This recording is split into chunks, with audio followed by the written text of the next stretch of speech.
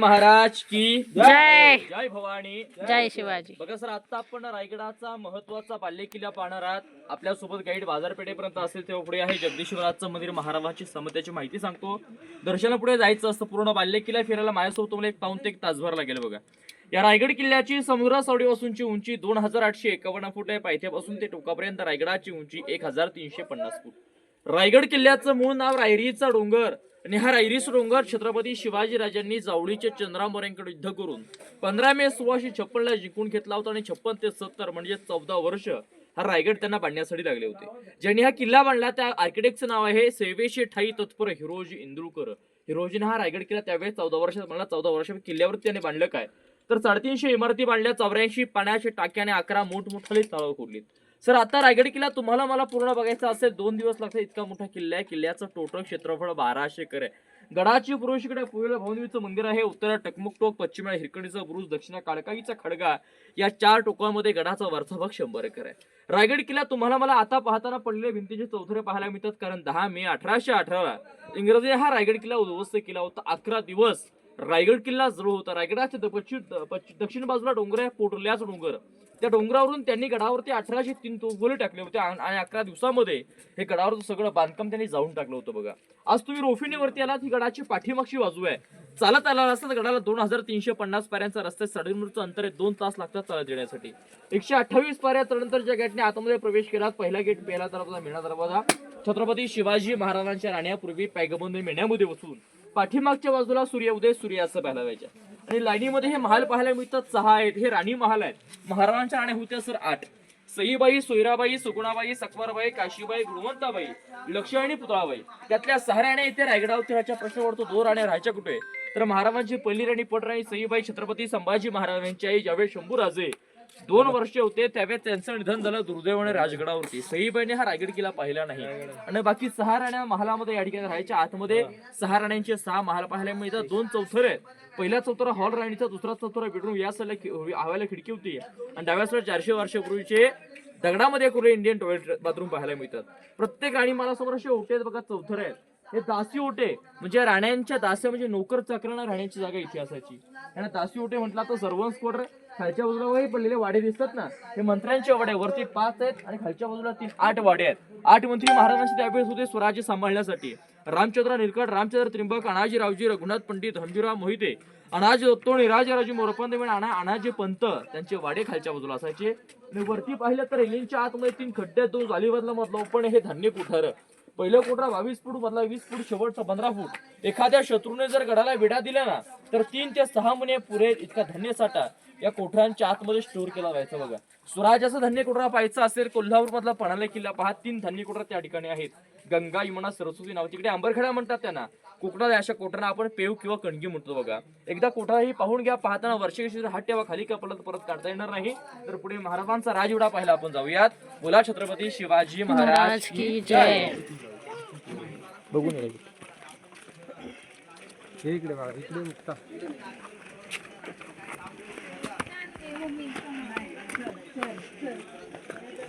ए थांब रे, आरामाने.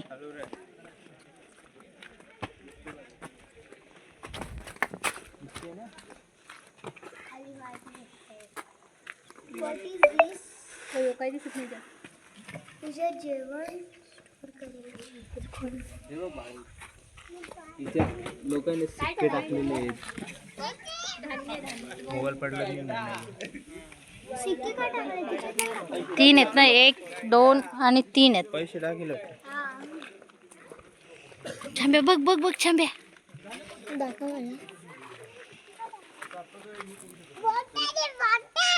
समोरचं 3 जाळेवाले खड्डे पहा मात्र ओपन आहे. यांना धान्यांची कोठारा म्हणतात आल्या महाराजांच्या काळातली. छत्रपती शिवरायांच्या या रायगडावरती 3.5 ते 4,000 लोक राहायची ना. मग गडाला वेढा पडायचा 3 किंवा 6 महिन्याचा. मग जर का वेढा पडला तर धान्य पण गडाच्या खालून आणू शकतो का नाही आणू शकत. मग 3 ते 6 महिने पूर्वीचं धान्य या धान्य कुटरामध्ये महाराजांनी स्टोअर केलं. महाराजांच्या नंतर गडावर पिकवणारे पेशवे पेशव्याचा उपयोग कैदी ठेवण्यासाठी केला. काही जण 7 दिवस डांबायचे, 8व्या दिवशी गुन्हा कबूल नाही केला पोटात मारायचे.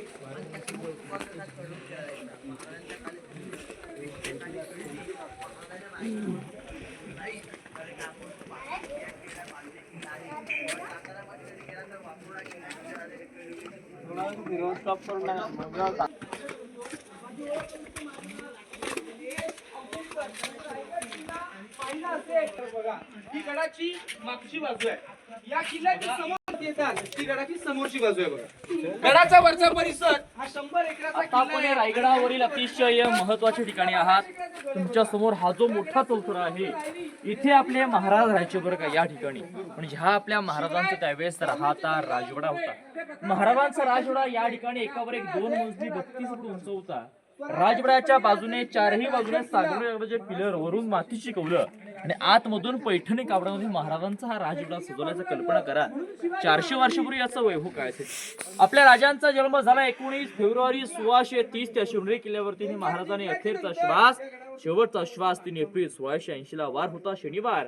हनुमंत जयंती दुपारी 12च्या प्रहरास महाराष्ट्राचा सूर्य मावळला. महाराष्ट्र पोरका झाला, अखंड भारत देश पोरका झाला. महाराजांनी शेवटचा श्वास 3 एप्रिल 1680 ला याच जागेवरती सोडला.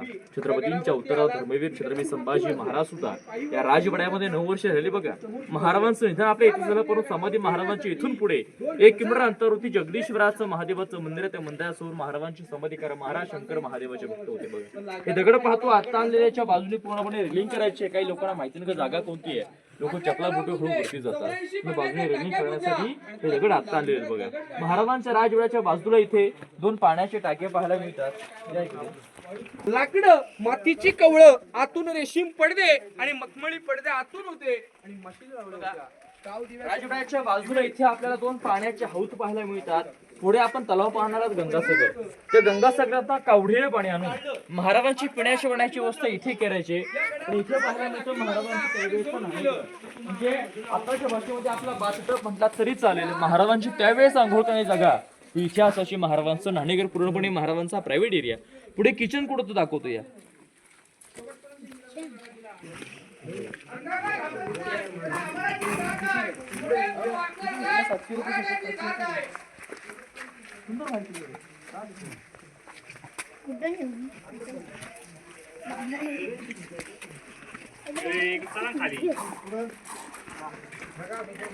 बघा येते का.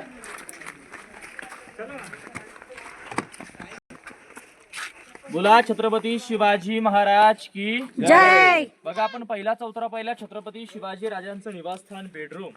हा जो दुसरा चौथरा आहे याला इतिहासामध्ये मुखपाखाना म्हणतात, म्हणजे किचन किंवा स्वयंपाकघर.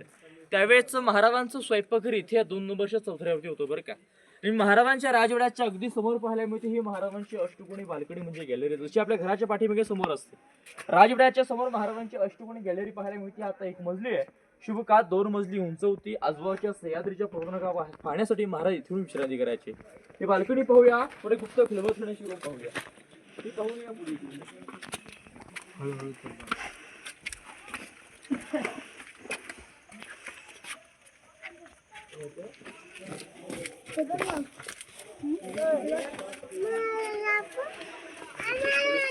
अरे होता जायचं ऐकायचं.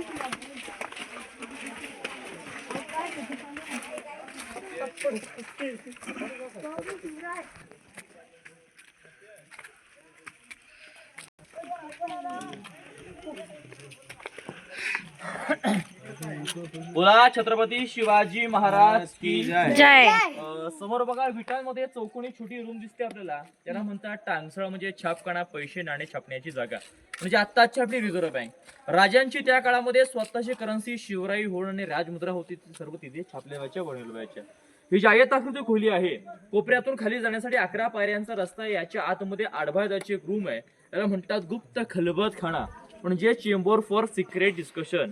याच्या आतमध्ये आडभागाची रूम आहे. अशी रूम आहे आतमध्ये किती जोरात बोललो तरी एक शब्द बाहेर येत नाही, बाहेरून किती जोरात बोललो तरी एक शब्द आतमध्ये जाणार, अशा प्रकारचा गुप्त खलबत खाना आहे.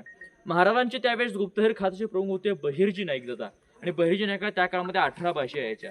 ते शत्रूच्या छावणीत जाऊन त्यांच्याकडच्या गुपित बातम्या महाराजांना याच्या आतमध्ये सांगायच्या बघा. त्यावेळेचा हा गुप्त खलबतखाना, सिक्रेट बातम्या सांगण्याची जागा. समोर 2 स्तंभ आहेत. पहिला स्तंभ आता घालून 3 मजले शिवकात, एकावर एक 5 मजली उंचीला विजय स्तंभ म्हणतात. म्हणजे एखादा किल्ला आपल्या राजाने जिंकला किंवा एखाद्यावरती विजय प्राप्त केला तर याच्या पाठच्या मला एक मोठा विजयाचा भागवत फडकवायचा, जेणेकरून खालच्या गावातील लोकांना कळावं की आपल्या राजाने एखादा किल्ला जिंकलाय.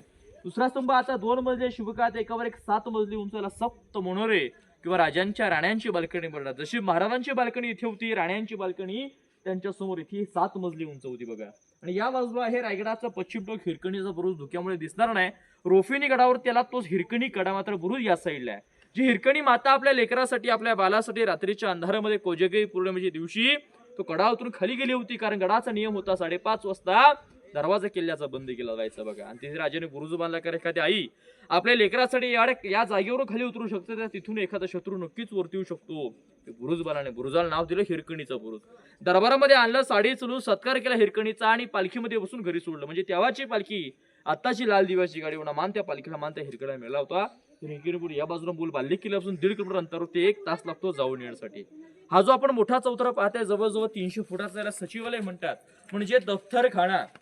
म्हणजे त्यावेळी जे मंत्री होते त्यांचे ऑफिस इथे होते आणि या ठिकाणाहून 365 किल्ल्यांचा कारभार सांभाळायचा. आणि पुढे बघा जो धुक्यामध्ये छोटा चौतरा दिसतो आपल्या समोरचा, त्याला म्हटलं आता दिवाणे खास. त्या आडव्या भिंतीच्या पुढे आहे दिवाणे आम जनतेचा दरबार. दिवाणे खास म्हणजे काय, जे VIP खास लोक असतात त्यांच्यासोबतच्या न्याय निवडायची जागा इतिहासाची. पुढे महाराजांचा दरबार पाहणार आहात.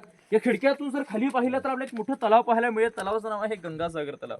रायगडावरती 11 तलाव 84 पाण्याच्या टाक्या आहेत आणि त्यांच्यातलं इथे सर्वात मोठं आहे गंगासागर आहे. हे 32 फूट खोल आहे आणि 200 फूट अशी गोलाई आहे. तर याचं नाव गंगासागर का पडलं तर महाराजांचा राज्याभिषेक आहे ना तो गागा भट्टाने केला. गागा भट्टाने राज्याभिषेकाला 7 नद्यांचं पाणी आणि महाराजांचा राज्याभिषेक झाल्यानंतर जे पाणी उरलं होतं त्या तलावाच्या आतमध्ये सोडून तलावाचं नाव आहे गंगासागर तलाव. तर धुक्यामुळे आपल्याला स्पष्ट दिसत नाही, येताना जर क्लिअर झालं तर नक्की पहा. खिडक्यांसारखं जे पाहतोय टिहळणी बुरुज म्हणजे पहारा देण्याची जागा पहारेकरी इकडून द्यायची. आता पुढे महाराजांच्या आपण दरबारात जाऊया जिथे महाराजांचा राज्याभिषेक झाला.